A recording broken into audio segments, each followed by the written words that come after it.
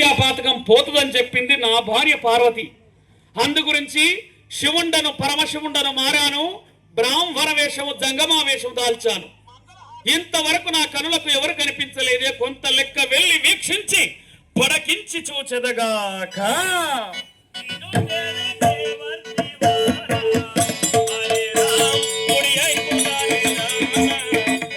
ఏమండవరా ఏమండవరా మీరు ఏమండవు?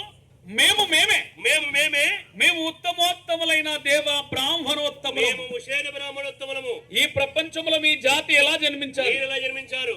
సృష్టికర్త అయిన బ్రహ్మదేవుని ముఖములో పుట్టాము, దేవా బ్రాహ్మణులము. మేము మొగోళ్ళు కలుసుకుంటే పుట్టిన ఇతరం ఇది, శంకర్ జాతి ఇతరం ఇది. ఓరి శంకరివాడ, మేము అందరికి అయ్యలమురా. మేము ప్రపంచం అందరికి మియ్యలమే. ఏయ్, మీ మియ్యలకు మా అయ్యలకు తగదు. మీకేం కావాలి? కాష్కాపురి పట్టణానికి దారి కావాలి. దారి కావాలి. నీ పేరు నాకు కావాలి. నా పేరా? అవునవును. శంకర మా ఆచారి అందరు. ఏంటి? శంకర మా ఆచారి. ఇట్లా మీకు కాశీకి దారి కావాలి కదా? దారి ఎదురా? నీ పేరేం పేరు? ఇది దారి కాదురా, ఎడారి రా మూర్ఖుడా. నీ పేరేంటి? శంకర మా ఆచారి. శంకరన్న, నీ అన్ని మారినా శంకరన్న? సగం మారుడు అన్ని మారుడు ఉంటాయారా? పరమేశ్వరుడు అని గుర్తుపట్టినా ఎవరికి చెప్తారో ముచ్చట్లు నాగా? అరే, నువ్వు నా వద్ద ఉండేవాడివి కాబట్టి నా లీలలు నా మహిమలు చూస్తుంటావు. నా జ్ఞాన నేత్రము త్రినేత్రం గ్రహించావు కదా. ఎల్లప్పుడు నా వద్ద ఉండేవాడు కాబట్టి నా లీలలు నా మహిమలు చూస్తావు. నేను నిక్కముగా శంకరుండని నేను ఎందుకు అనుకున్నావు? నేను పార్వతీ పరమేశ్వరులు, నా భార్య పార్వతీదేవి.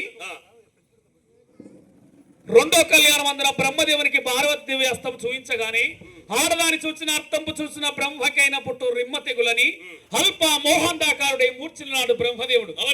ఓరి బ్రహ్మదేవ, ఇంత సాదస్తమేందిరా అని జుట్టు బట్టి లేబట్టి కూర్చుండబెట్టి ఆర్చొక్క దెబ్బ కొట్టిన్నాను నేను శివుండను, బ్రహ్మదేవుణ్ణి.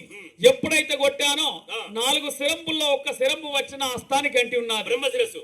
ఇది ఎలా విడిపోతుంది పార్వతి, నీ వల్ల వచ్చాది కదా అని నేను అడగగానే నా భార్య పార్వతీదేవి ఏమని చెప్పాది?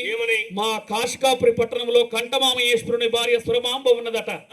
ఆమె ఘోర మహాపతివ్రతట. ఆమె చేతులతో నా గనక నా హస్తాన్ని తాకినట్టయితే ఈ బ్రహ్మను కొట్టిన బ్రహ్మత్యాపాతకం పోతుందని చెప్పింది నా భార్య పార్వతి.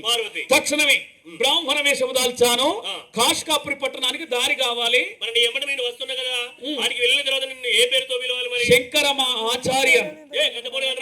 మరి ఎంత పొడుగంటావు? శంకరన్న అంట. మరి మిగతాది ఎవరనాలి? సరే, అందపడు. అందుకనే ఏదైనా సంవత్సరానికైనా దేనికైనా పురుగు కలవాలి మనం పేరుకోవాలి. ఒకసారి అనుకుందాం. శంకరన్న ఆచార్య. ఇంకోసారి రిపీట్. శంకరన్న ఆచార్య. మూర్ఖుడా, నీ మాట నా మాట ఏకమై అదిగో భూబాటగా మారిపోయేది. నన్ను నేనే ధ్యానించుకుంటూ వెళ్ళిపోతా. హరా హరా గిరి చేరా మోరాభిని కాథలీరా. హరా హరా గిరి చేరా.